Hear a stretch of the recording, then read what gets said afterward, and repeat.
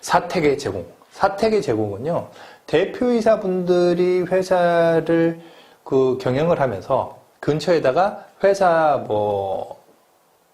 주택 말고 주택을 얻을 수도 있고 오피스텔을 따로 얻을 수도 있고 그런 경우 사택을 회사에서 제공을 할 수가 있죠. 그런데 자, 생각해 보시면 출자 임원과 그 친족, 우리나라 중소기업의 90%는 대부분 대표이사가 그 회사 주식을 대부분 갖고 있습니다.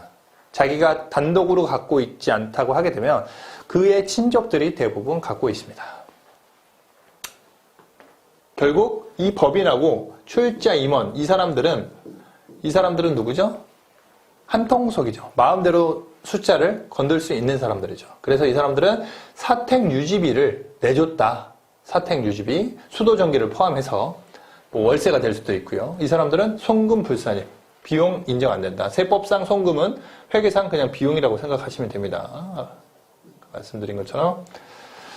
그리고 출자 임원은 사택 임대료도 송금불산입니다. 유지비도 송금불산입니다. 그리고 주택자금 대여, 인정이자와 차액에 대해서는 상해처분한다.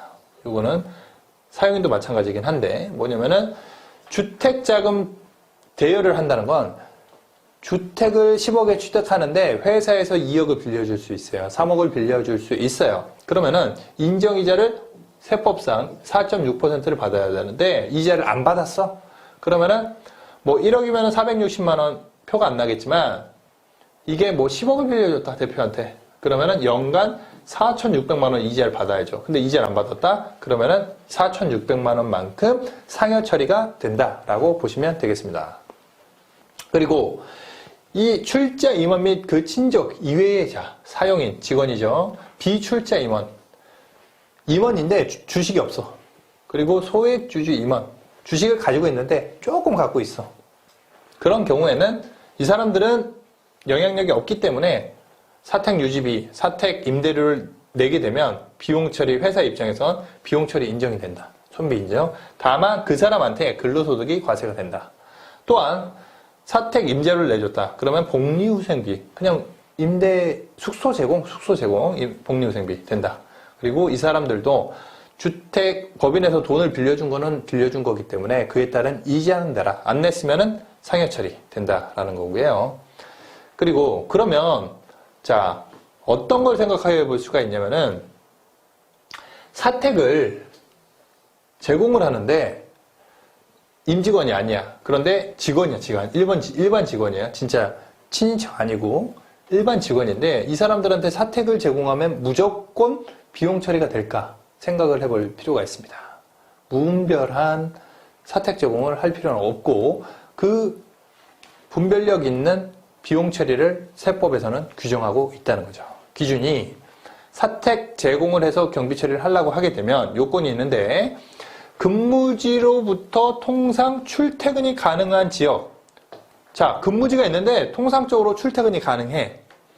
그리고 이 지역 내에 자기 소유의 주택이 없는 자. 서울에 서울 강남에 사무실이 있는데 통상적으로 출퇴근이 가능한 지역 내에 자기 소유의 주택이 없는 자. 자, 통상, 무슨 말이죠? 이 통상이라는 기준이 뭘까요? 자기 소유의 주택이 없어. 서울 강남이 사무실이라고 하면 강남 일대에 사무실이 없다는, 자기 주택이 없다는 거죠. 그리고 그런 사람들을 전원을 사택 입주 대상자로 할 것. 제 집이 일산인데요. 일산도 포함이 될지 모르겠네요. 저도 출근하기 힘든데.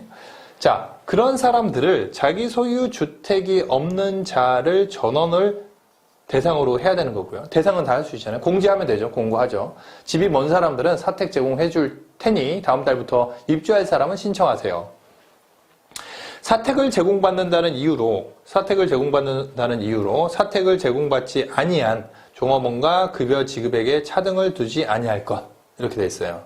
사택을 제공받는 사람이 있고 안 받는 사람이 있다고 하게 되면 사택을 제공받았다고 해서 월급에서 깐다든지 그러면은 안 된다는 거죠. 세 번째는 사택 제공에 따른 비용을 통상임금 지급액에 포함되지 아니하고 기업의 추가 부담을 할 것. 똑같은 얘기죠. 결국 차별을 받으면 안 되고요. 급여 지급에 차등을 주면 안 되고 추가적으로 부담을 시켜도 안 된다라는 부분이 있습니다. 그리고 사턱 제공 관련해서 얘기도 있는데요. 중요한 내용 중 회신을 몇 가지 내용만 발췌를 한 것인데요. 출제자 또는 출연자가 아닌 임원, 종업원이 사용하는 사택, 합숙소의 유지관리비, 사용료와 이와 관련되는 지출금은 업무 무관 지출에 해당되지 아니하는 것으로 업무 무관이 아니라는 거죠. 그러면 업무와 관련성이 있기 때문에 경비처리 인정을 해준다는 거죠. 밑에 보면은 당해 근로소득자의 생활과 관련된 사적 비용, 렌트비는 내줄 수 있죠. 근데 냉난방, 전기세 이런 것들까지도 사적 비용으로 봐서 지출되는 금액은 근로소득에 해당되는 것이다. 아까 앞장에서 보셨는데요. 결국 이 근로소득에 해당된다는 것이죠. 법인 입장에서 지원해줬다? 그러면 비용 처리 인정. 하지만 이 사람들한테 어쨌든 보조를 해줬기 때문에 사택 유지비, 수도 전기비 같은 경우는 네가 내라는 거죠. 사택 임대료는 임대료까지는 내줄 수 있다. 하지만은 수도 전기세는 네가 내라. 네가 쓴 거잖아. 임대료는 내가 내줄게. 회사에서 복리후생비.